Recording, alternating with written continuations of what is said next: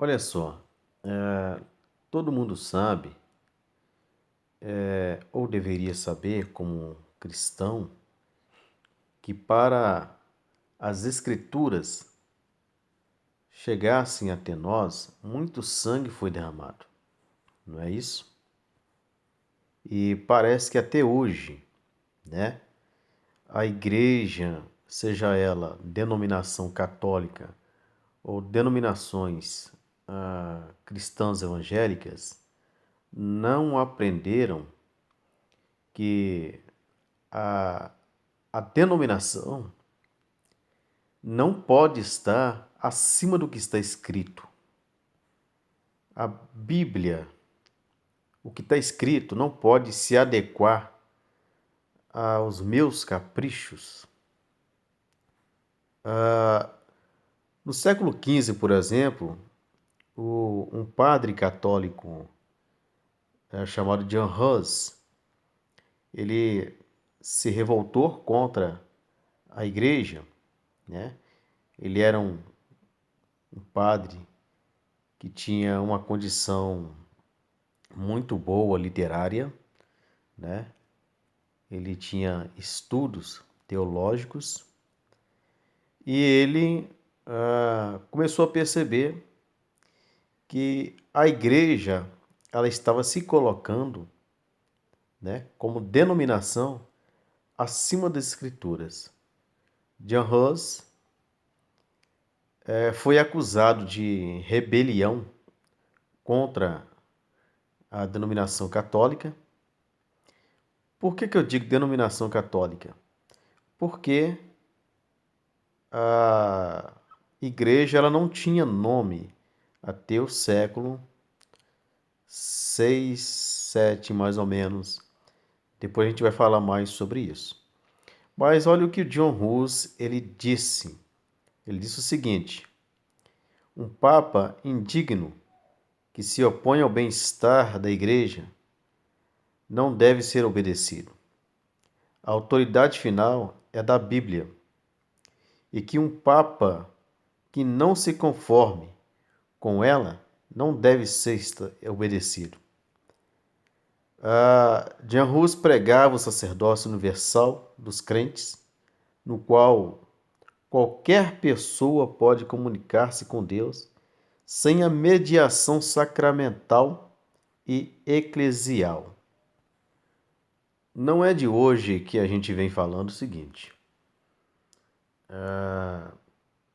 que a igreja, como uma eclésia, uma comunidade de cristãos em uma cidade, vinha funcionando normalmente, ou seja, eclesiologicamente falando, né? E você não vai ver nenhum padre, nem papa, nem pastores. A maioria dos pastores não vão falar sobre isso. Se tiver alguém falando, são poucos e não tem muita visibilidade na mídia, digamos assim.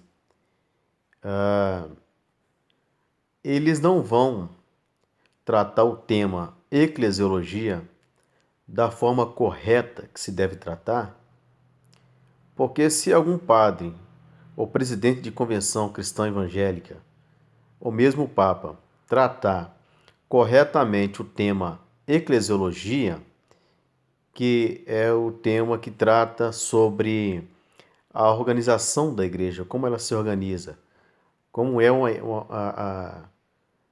a igreja em uma cidade. Por exemplo, as 7 igrejas de Apocalipse. Olha lá o que está escrito. Ao anjo da igreja que está em Éfeso. Nós sabemos muito bem que Éfeso não é uma igreja. Éfeso é uma cidade. Éfeso não é o nome de uma igreja.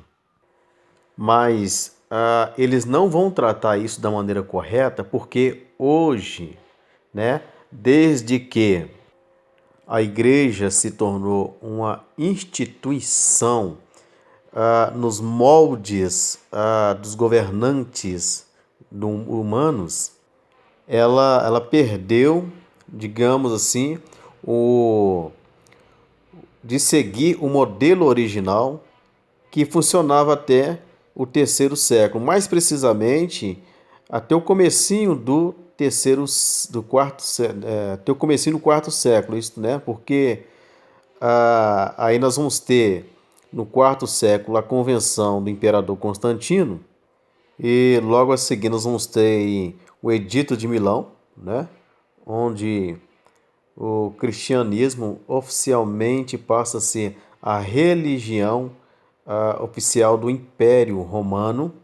E a partir daí nós vamos ter o começo de uma mistura de igreja e Estado. A igreja começa a se envolver nos assuntos do Estado e o Estado começa, por conseguinte, a se envolver nos assuntos da igreja. Muita corrupção, muita politicagem, muita troca de favor e, resumindo aqui, isso tudo da maneira correta, né? O tema eclesiologia não vai ser explicado da maneira correta pelos padres, pelos pastores, enfim, porque é a mesma coisa deles darem um tiro no pé. Porque se forem explicar da maneira correta esse tema, o que vai acontecer?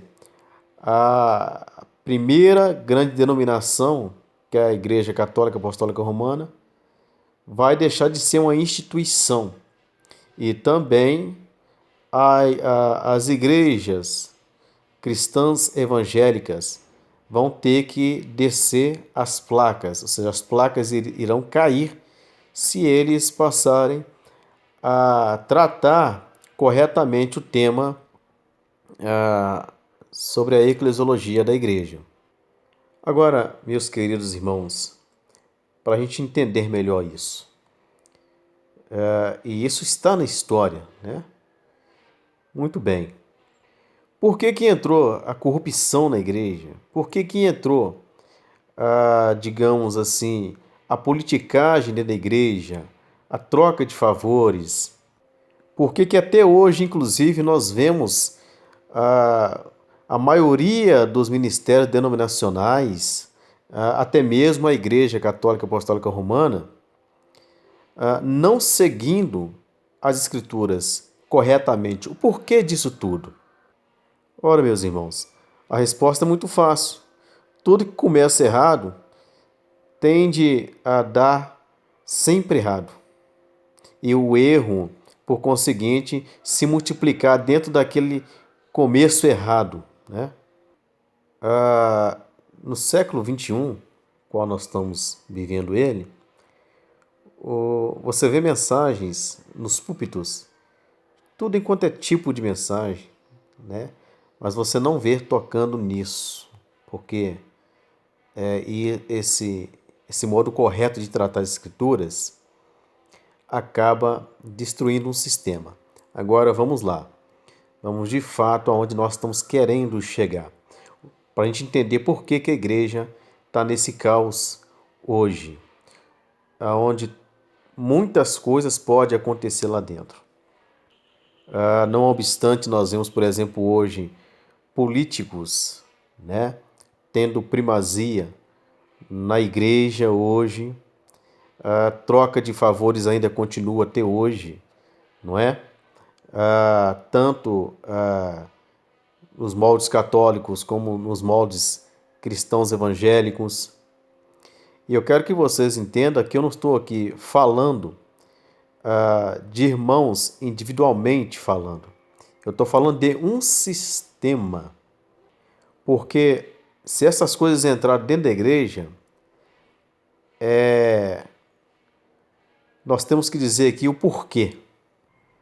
O apóstolo Paulo, em 1 Coríntios capítulo 13, ele diz o seguinte: quando eu era menino, né, em outras palavras, para a gente entender, que eu brincava com o menino, eu fazia com o menino, eu discorria com o menino, mas depois que eu passei a ser homem, passei a fazer as coisas de homem. Então, eu creio que Paulo estava falando ali sobre a questão de amadurecimento cristão, né? ou seja, quando ele era um cristão, nas suas preliminares, digamos assim, seus primeiros dias ou até primeiros anos como um cristão, ele estava engatinhando ainda e não sabia muita coisa. Por quê? Porque ele era, querendo ou não, um bebê espiritual. Mas como nós estamos aí vivendo aí, a, a volta de Cristo pode acontecer a qualquer momento, ou nós procuramos um amadurecimento agora, ou nós vamos ficar como meninos para sempre, né? E quando Cristo vier, ele não vai vir buscar uma igreja menina. Ele quer uma noiva que seja madura, idônea. É por isso que hoje nós devemos aprender a discernir pelo Espírito, né? Qual é o Espírito que está governando o mundo? Cristo disse: o mundo jaz no maligno. Então eu estou tratando desse assunto aqui porque eu creio que esse áudio, né, ele não vai, aliás, ele vai chegar a homens e mulheres cristãos que realmente querem a verdade bíblica e que estão ignorando o tempo de bebês espirituais. Existem irmãos e irmãs que estão com sede de realmente crescer, ter uma vida de amadurecimento diante de Deus. Então vamos lá, a igreja ela caiu numa cilada. Claro que eu estou falando aqui igreja como um sistema. Meus queridos e amados irmãos, se você quer controlar algo, é só você institucionalizar aquilo. Por exemplo, a igreja ela é celestial. Se você quer limitar o que é celestial, por exemplo, por que Cristo não pôde ser limitado pelos homens no que ele falava? Por que Cristo não se aliou ao partido dos fariseus, dos saduceus, dos escribas, né, dos essênios? Eram seitas da época. Por que ele não se aliou a nenhuma delas? Porque Cristo sabe, e isso também nós podemos ver os apóstolos, por exemplo, o apóstolo Paulo.